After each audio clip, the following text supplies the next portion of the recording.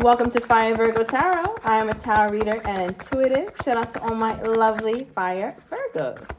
All right, Virgo, let's check in, see what's going on. Oh, you got your opposite sign popping out here. So a couple energies with this. First, you could be dealing with a Pisces or have it somewhere highly aspected. But I'm also getting with this energy here, Virgos, that when you look at yourself, especially as it relates to your romantic relationships, you've done a complete 180. I feel like you're a very different person when it comes to how you go about dating now versus how you used to go about dating then. I don't know what that means. I don't know if it's a good thing or not so good thing, but it's something that you're noticing or something that you'll really notice very soon. So maybe you used to be super desperate, super clingy, and now you're very detached. Or you used to be very detached and now you're super clingy. But something you're completely different. It's completely flipped now. And it's within how you treat romantic relationships. All right, I feel like though, Virg, it is on the healing end. So I think you're being graceful with yourself and you're giving yourself, I want to say you're just giving yourself time to grow into the woman, into the man that you truly want to be, or into the partner that you choose to be. Okay, give me more. Give me more on Virgo's energy at this time. Oh my gosh, both you and Leo today have people in your business. All right, but you even more so than Leo. Yeah, okay, so whoever you're dealing with here, Virg, romantically, whatever's going on, it's almost like this person is turned on by you or very interested in you, not just because you're a great person, which is true, but also because you seem to have other people who really want you. So either one, they've got wind of that, or maybe this person heard through the grapevine, like, oh yeah, Virgo was fine as hell, or yeah, everybody wants Virgo, or something like that. And they love it because they have you, or they're the one who's dating you. They're the one who's like, most involved with you. So it's like an ego stroke. So I feel like being with you or having you on their arm is definitely an ego stroke here, Virg. Yeah, and they love it because it's like people keep asking them like, oh, you still talk to Virgo? How are you and Virgo? And they're like, yeah, me and Virgo, we're good. We're all right. So I don't know how true that is, but they're definitely telling people that you guys are good. All right. We also have you turn me on. All right. So I feel like your person is very turned on by that idea that other people want you and they have you. So it looks like your person has a very big ego, or they just love having something beautiful on their arm here, Virg. So let's see how deep this goes, because it feels very surfacey right now, but it doesn't mean it'll stay that way. So let's see. Before we get into that, I want to know what the hell this 180 is about. What have you done? Yeah, Virg, I feel like you're a whole different person. It's been a long time coming, but you're feeling more happy and you're more proud of the decisions that you made. That's what this feels like. Give me more spirit for my Virgo. What is this Pisces energy? Why is this here? Okay. Wow. Okay. Judgment card reversed. Bottom of the deck, the Hierophant. Okay, so both of these, first of all, is major arcana. So that lets me know that major change, Virg, major change. So that 180 we picked up on is indeed a 180, and it's a good one. Now, okay, hold on. Why I'm saying that is because, let's see. Yeah. Remember, Virg, when I was like, you're being graceful with yourself, you're being patient with yourself? Overall energy is patience. Manifestations are on the way. So this woman or this man that you've always wanted to become, this you that you've always known was in there, but you just need a little tweaking, a little fine tuning, a little more, I don't know, revelation, a little more prayer, whatever it is, but it's working, Virg. And you're starting to see that. And I'm saying it because the card that came out to clarify, why are you so different in this dating, how you date now versus how you used to? Judgment is reversed. So you used to be a Virgo who had a lot of trouble making decisions. You had a lot of trouble cutting people off, Virg. You always needed this one, that one, and that one to weigh in. Oh, what do you think I should do? You asking and you looking up something. You trying to figure out what you should do. Now, Virg just goes based off the intuition. Virgo, you are so not with the bullshit. You're just so not with it, I feel like. It's just like you have this energy to you where if it doesn't feel right to you, it doesn't, and you're okay with standing on business. You will stand on that hill by yourself. You need no one around you to make you feel confident about the kind of decisions you're making when it comes to people. So for example, you could have dealt with somebody, dated them for a little bit, and they said the wrong thing, smiled the wrong way, had 36 teeth instead of the 32 or 33 I think we're supposed to have, you're done. You got too many teeth. It's too crowded in there. Right? Like it feels like that. Like you're just cutting people off just for the hell of it, Virg. And not in a reckless way, but in a way that suits you. I mean, it suits you and it works. As long as it works. Right? And we have success. It's your time to shine.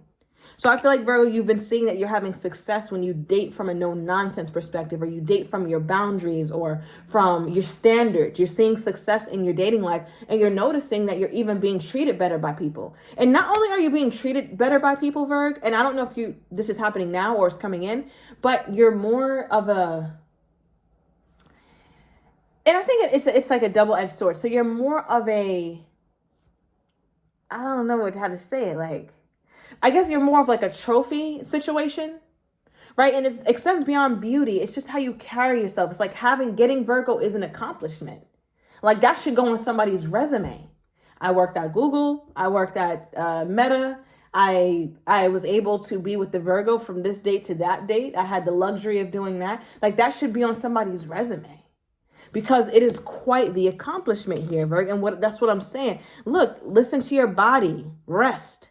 Listen to your body, mentally and physically unwind. That's another thing you've been doing, getting your rest. If you haven't been, Virgo, you better get to it.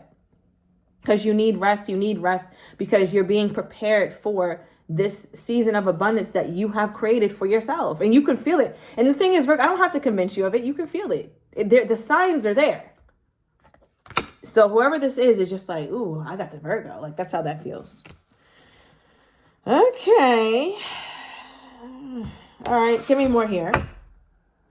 Don't be looking at my Virgo as a damn object, okay? Because that's the next problem I'm going to have. But let's see. Let's see. Tell me more about this person's energy toward my Virgo. Because they feel like they done lucked up when they got you. Because they did. So they should feel like that, but interesting. So, Virgo, it feels like the more... This reminds me of the Four of Swords, right? Because you know how the person is in the bed resting or whatever. It's almost like the more rest you get, the more you focus on yourself and listen to your body, listen to your intuition. Virgo's listening. Like you're being led by your spirit. You're being led by the Most High, and you're listening, right? At least at this point in your life, Virgo. And it's funny because as I get more into this person, look at them. Their rest card is here. Just like your rest card is here, but you guys are resting differently, okay? They resting in a damn a prickly ass nest, and you're resting on a wonderful and comfy bed with your sheets. So it's almost like I'm looking at the home quarters or the bedroom corners as the comfort that you've created for yourself in your life. Your person isn't living as comfortably as you, Virgo. And I'm not just talking materially or like physically, but it just feels like there's a part of yourself, Virgo, that's very evolved and growing. And I don't know if your person is quite there yet. I feel like they go in and out of those spaces, right? Because I'm definitely sensing some evolution from your person. But I don't know, Virgo. Hold on. What is this? Yeah, what is this energy? Okay. So look, we have addiction, has a block, possession, codependent, obsession, controlling, and restraint, right? So for them, when it comes to, it's almost like when it comes to love or when it comes to opening up and being truly vulnerable, that's their blockage. Because when they love, I feel like your person kind of loses it. Notice how they're chained to the heart. And then if you notice here, this heart is booby trapped. It's like, if you touch this, it's going to set off an alarm, right? If you touch my heart, all these alarms are going to go off for me. And I'm trying to disarm the alarm because I'm trying to be open to love, which is the evolved part of your person, which is great. Because sometimes we get people who aren't trying to be open. They're non-committal for life, right? But your person is like, you know what? I actually got a taste of love. I know I want love and I want to give it and I want to receive it. So I have to disarm the trap. Because just because somebody touches my heartstring does not mean that I'm under attack, right? Because they also remember that a lot of times they can be chained to love. So it's almost like your person, whoever this is that you're dealing with, could be very loyal, almost loyal to a fault, or love in a very, I want to say, a self-defeating way, where it's like they give everything to the person that they love. And maybe they did at some point and lost everything, or something like that. They learned that love is something that's beautiful, but it could also be dangerous. So they're very mindful about how they love, which is why I think you kind of fit in this person's life perfectly when you came in, because it wasn't just about love with you. It was also about trophy. Just saying. All right. But we also pulled the Strength card. So I feel like there's an aspect of your person that's continuing to grow, even today, grow in the realization that they have to open themselves up at some point. So does this person see themselves opening themselves up to Virgo, or what? Because we did get the you turn me on. So I'm wondering what aspect of them is turned on by you, right? Obviously, we know physically. We know that getting you is like, getting a job on Wall Street. So what do they turn on? What does my Virgo turn on for this person? What is my Virgo turning on for this person? I think you got 2 pages. Okay, wow, yeah. All right, so in a very minimal but meaningful and sincere way, you turn on their desire for love, and you turn on their desire for passion. Very simply put, very simple message here. You could be, this person could be younger than you. They don't have to be. It could be a water sign or a fire sign. But Virgo, it looks like you turn these things on about them. You make them curious, right? At the very least, you really spark their curiosity for love. You spark their curiosity for adventure. You spark their curiosity for you beyond just the physical.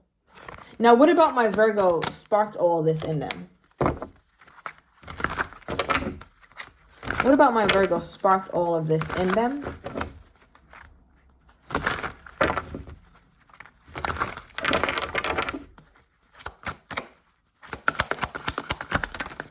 Okay. Wow. Wow, what a card to pull. Emotionally unavailable is what sparked all this in them. Virgo, I'm telling you, I might tell you a joke, but I ain't going to tell you a lie. Now, remember when I first started off the reading, I said, are they objectifying my Virgo? Because, just the cards, it just felt like somebody who's just excited to have you, but doesn't really see your value. They're just excited for it to be their turn. But over time, I think, Virgo, you sparked something in them, though, for sure. And you sparked their emotions, and you sparked their curiosity for passion, for adventure, for connection. And it's like, because they've been so locked off emotionally for so long, so I want to say cold toward love or feeling anything. I think this is a very new feeling for them, and what you reminded them of is how much they love, how hard they love, and how loyal that they can be. And I think it's a good thing that you reacquainted them with those wonderful emotions in them, and wonderful inclinations that they have in them to be loyal and to be faithful and to love very hard. But I feel like they get scared, because they know once they decide they're all in, now it's up to you. You have the choice to crush their heart or to hold it gently. And I think they are very careful with who they give that power to. Now, what's interesting is why every time we pull something for this damn person, it's a ball and chain. Do you see all these damn chains? So it just makes me feel like so much about their... What the hell is this, Spirit? Hold on. It just feels like so much about their fears, or so much about their issues and their blockages, is something that they were so stressed by, or so indebted to, or locked up. Maybe they were married before and it took them forever to get a divorce, or... What is this? Something is always stopping them from being able to love the way they want to love, or something. Oh, wow. We have apology. Forgiveness through mutual understandings. Give me one more.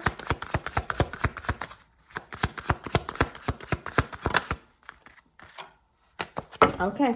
I think there's a part of your person who has trouble taking accountability. And that could also be a reason, because it sounded like they're the victim and, oh my gosh, woe is me. I love so hard and I feel so deeply. I don't want to get hurt. That could be true. But your person also has their shit with them, like everybody else does. But what they pulled is apology and resolving issues. This talks about solving inner conflict with others and healing past trauma. And part of that past trauma is self-induced, because your person in their past had difficulty apologizing, had difficulties being fully sincere, open, and transparent, because they've been emotionally unavailable, even in relationships. Even when they were trying hard as hell for somebody, or really being loyal or whatever. Just because you're loyal and you're showing up for your relationship does not mean you're emotionally available. They both can be true. You can be emotionally unavailable and be loyal. Right? This is a whole nother ballgame. So I feel like your person is starting to maybe realize some of their issues and why love has not really worked out for them. Okay, give me more. But they're still very excited about you though, Virg. Yeah, okay, give me more on this person's energy chart, my Virgo. Oh my God. All right, so we have a friends with benefit situation going on here, which makes sense. I mean, that looks like how you guys started, or what they saw when they first looked at you. And this is what it turned into, falling in love. All right. So I'm going to overturn these cards in the extended, Virg. I want to get your person's next actions toward you, how they're truly feeling but do not have the courage to say, as well as what you're not expecting and the likely outcome. If you're interested, everything is down below in the description to the extended. I'll see you in a minute.